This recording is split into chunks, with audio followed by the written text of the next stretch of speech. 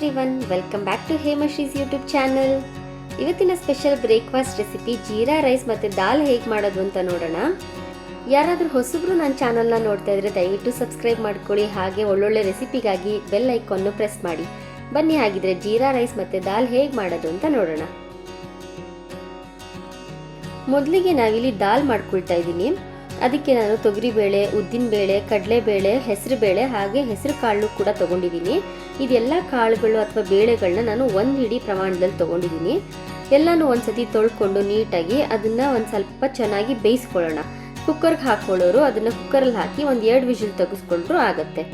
ನೋಡಿ, ಈ ರೀತಿ ನೀಟಾಗಿ ವಾಶ್ ಮಾಡ್ಕೊಂಡು ಒಂದ್ಸತಿ ಅದನ್ನು ಚೆನ್ನಾಗಿ ಬೇಯಿಸ್ಕೊಳ್ತಾ ಇದ್ದೀನಿ ನಾನು. ನೋಡಿ, ಈಗ ಬೇಳೆ ತುಂಬ ಚೆನ್ನಾಗಿ ಬೆಂದಿದೆ.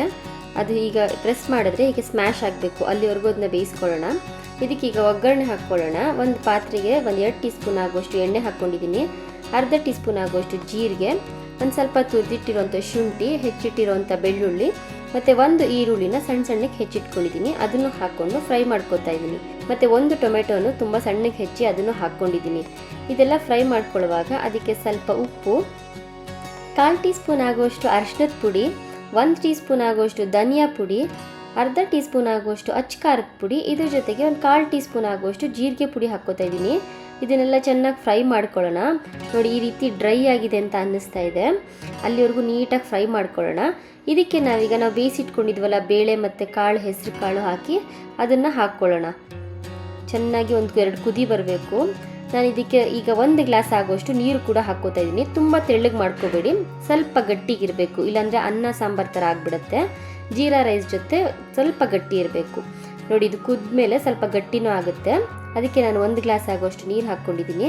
ಈಗ ಕರೆಕ್ಟ್ ಕನ್ಸಿಸ್ಟೆನ್ಸಿಯಲ್ಲಿ ಬಂದಿದೆ ನೋಡಿ. ಈಗ ಲಾಸ್ಟಲ್ಲಿ ಇದಕ್ಕೆ ಸ್ವಲ್ಪ ಕೊತ್ತಂಬರಿ ಸೊಪ್ಪು ಹಾಕ್ಕೋತಾ ಇದ್ದೀನಿ.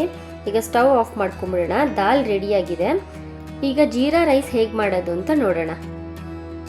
ಜೀರಾ ರೈಸ್ ಮಾಡ್ಕೊಳ್ಳೋದಕ್ಕೆ ಒಂದು ಪ್ಯಾನ್ ಇಟ್ಟಿದ್ದೀನಿ. ಅದರಲ್ಲಿ 2-3 ಟೀ ಸ್ಪೂನ್ ಆಗುವಷ್ಟು ಎಣ್ಣೆ ಹಾಕ್ಕೊಂಡಿದ್ದೀನಿ. 2 ಟೇಬಲ್ ಸ್ಪೂನ್ ಆಗುವಷ್ಟು ಜೀರಿಗೆ ಹಾಕ್ಕೋತಾ ಇದ್ದೀನಿ. ಜೀರಿಗೆ ಸ್ವಲ್ಪ ಜಾಸ್ತಿನೇ ಇರಬೇಕು, ಆ ಘಮ ತುಂಬ ಚೆನ್ನಾಗಿರುತ್ತೆ. ಮತ್ತು ಒಂದು 4-5 ಆಗುವಷ್ಟು ಹಸಿ ಮೆಣಸಿನ್ಕಾಯಿನ ಸಣ್ಣ ಸಣ್ಣಕ್ಕೆ ಹೆಚ್ಚಿಟ್ಕೊಂಡಿದ್ದೀನಿ.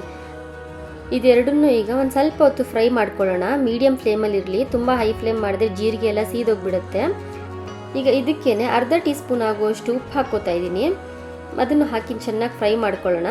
ಸ್ಟವ್ ಆನ್ ಇರಬೇಕಾದ್ರೇ ಇದಕ್ಕೆ ನಾನು ಒಂದು ಸ್ವಲ್ಪ ಆಗುವಷ್ಟು ಕೊತ್ತಂಬರಿ ಸೊಪ್ಪು, ಫ್ರೆಶ್ ಆಗಿರುವಂಥ ಕೊತ್ತಂಬರಿ ಸೊಪ್ಪನ್ನ ಸಣ್ಣಗೆ ಹೆಚ್ಚಿ ಹಾಕ್ಕೊಂಡು ಫ್ರೈ ಮಾಡ್ಕೋತಾ ಇದ್ದೀನಿ. ಅದು ಸ್ವಲ್ಪ ಬಿಸಿಯಲ್ಲಿ ಫ್ರೈ ಆಗಬೇಕು, ಆ ಫ್ಲೇವರ್ ತುಂಬ ಚೆನ್ನಾಗಿರುತ್ತೆ. ಇದನ್ನೆಲ್ಲ ನೀಟಾಗಿ ಫ್ರೈ ಮಾಡ್ಕೊಂಡಿದ್ದಾದಮೇಲೆ 1 ಬೌಲ್ ಆಗುವಷ್ಟು ಅನ್ನ ಮಾಡ್ಕೊಂಡಿದ್ದೀನಿ.